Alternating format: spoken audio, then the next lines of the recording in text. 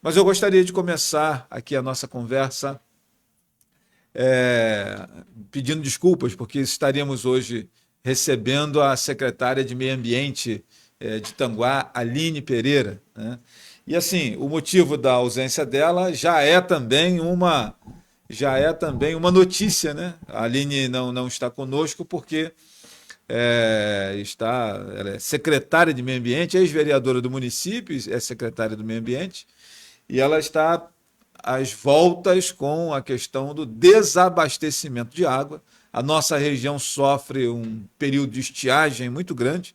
Eu acho que a última vez que nós tivemos uma estiagem dessa foi em 2013, 2014, que nós tivemos 2 verões também muito secos, com muita falta d'água, e agora está acontecendo algo similar na nossa região. Já começo a ver nas redes sociais algumas pessoas se queixando da falta d'água, né?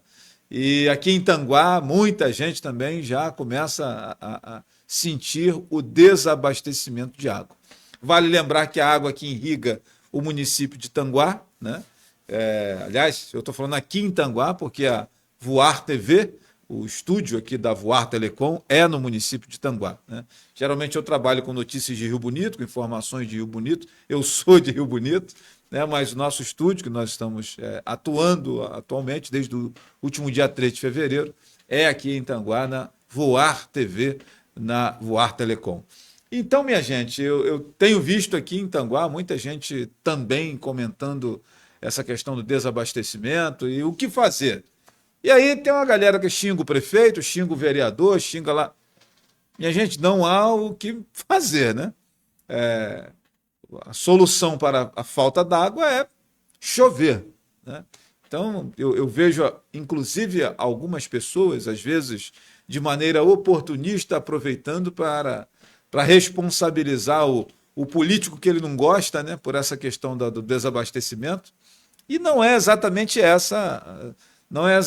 do político a razão do desabastecimento. Simplesmente nós estamos aí já há uns 40 dias sem uma boa chuva, né? Não são essas chuvas esparsas que por vezes caem em algum lugar, mas o outro fica seco. É uma chuva realmente aí de um dia de duração que umedeça a terra, que irrigue as fontes, né? Que abasteça os nossos mananciais. E já faz bastante tempo que nós não temos essa chuva e a região começa, aliás, a região não, boa parte do território do Rio de Janeiro começa a sentir a falta d'água, o desabastecimento, o clima muito seco, né? Enquanto em outros lugares, Minas Gerais, Espírito Santo, a chuva está em demasia, né? E trazendo, inclusive, alguns transtornos a pessoas de outros estados, de outros territórios. Mas por aqui, minha gente, a estiagem tem sido grande e aí a secretária municipal de Meio Ambiente de Tanguá, que era a nossa convidada aqui hoje, não pôde estar conosco porque ela está envolvida em questões que dependem de uma atenção bem próxima dela, né? A Aline Pereira, bem próxima dela nessa questão do desabastecimento.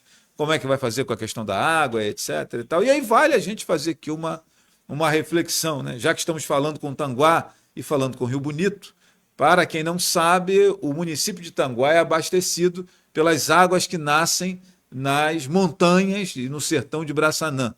A 8 quilômetros do centro de Rio Bonito, nós temos um manancial que nós chamamos de Saltinho. Eu passo lá caminhando de vez em quando, né? Lá no sertão, já no sertão de Braçanã, a água vem. Eu tenho certeza que se você for lá no Saltinho, ele está jorrando.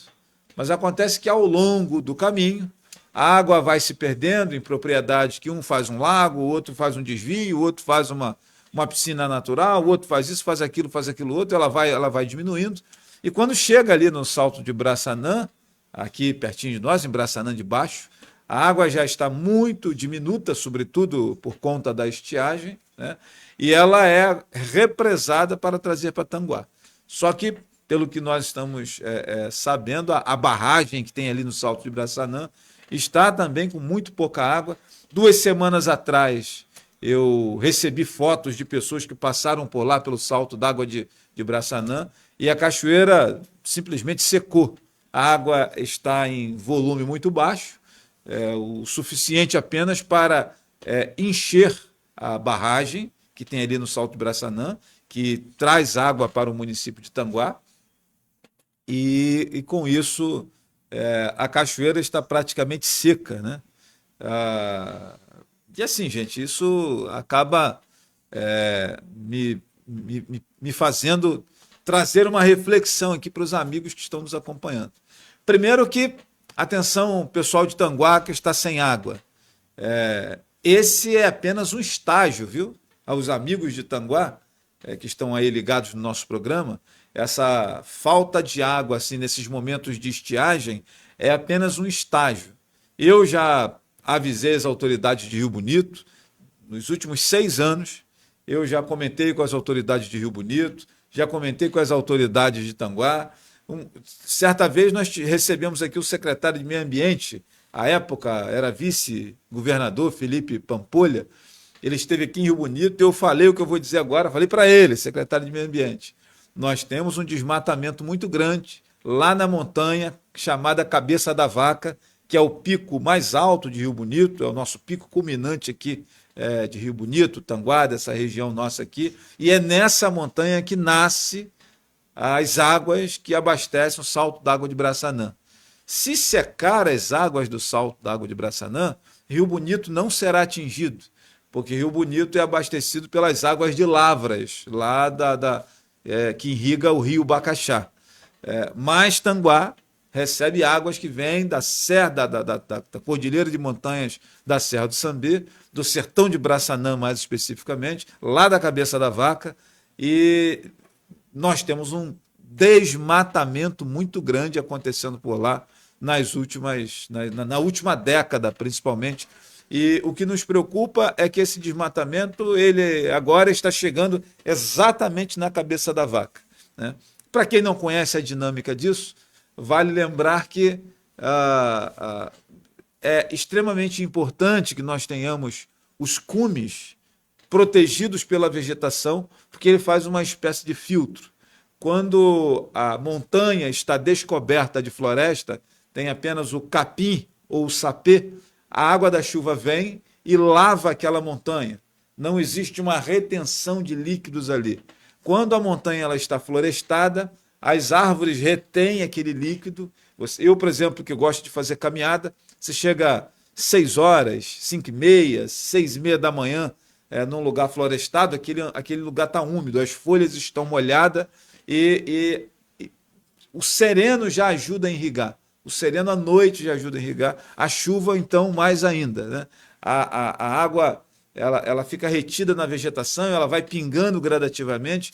Então, a água da chuva ela não lava a montanha. Ela fica retida nas árvores, ela vai pingando e vai infiltrando no solo e vai abastecendo os mananciais.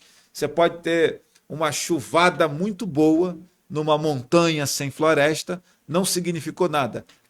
Aquela água bate, escorre montanha abaixo e não dá tempo da montanha sugar a água da chuva para poder enriquecer e irrigar as nascentes existentes ali. Já quando você tem uma floresta, a água bate naquela variedade de folhas de árvores e aquilo funciona como um captador de água e essa vegetação agora ela vai soltando a água gradativamente, irrigando aquele solo, irrigando as nascentes que tem ali.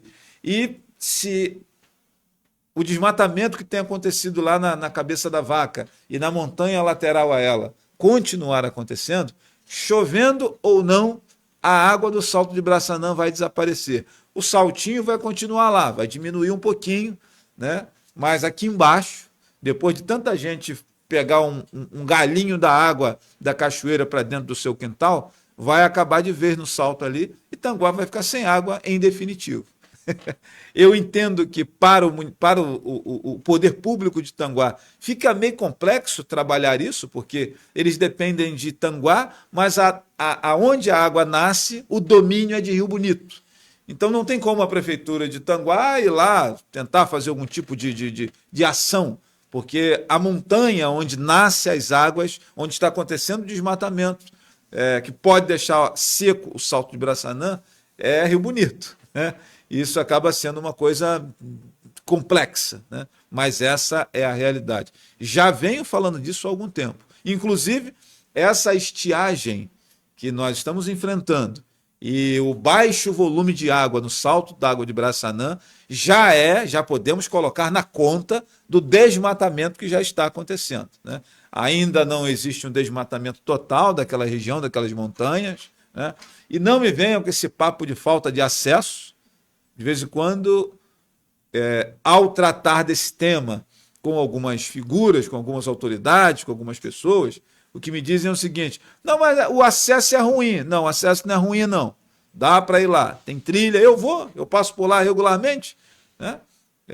Outro dia eu estava exatamente lá no Saltinho, lá no sertão de Braçanã, onde nascem as águas da cachoeira do Salto d'Água de Braçanã.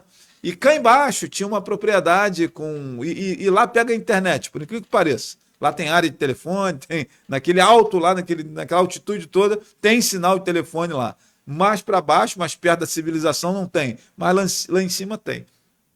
E aí eu estava contemplando, tem um mirante bonito lá em cima, eu estava contemplando o visual e vi, um pouco mais abaixo, uma fumaça representando alguém tocando fogo em uma propriedade mais abaixo, e liguei para uma pessoa responsável por esse tipo de fiscalização, e a pessoa me disse o seguinte: não, mas não tem como chegar aí não. Eu falei: irmão, mas como que não tem chegar? Eu estou 4 quilômetros acima da fumaça.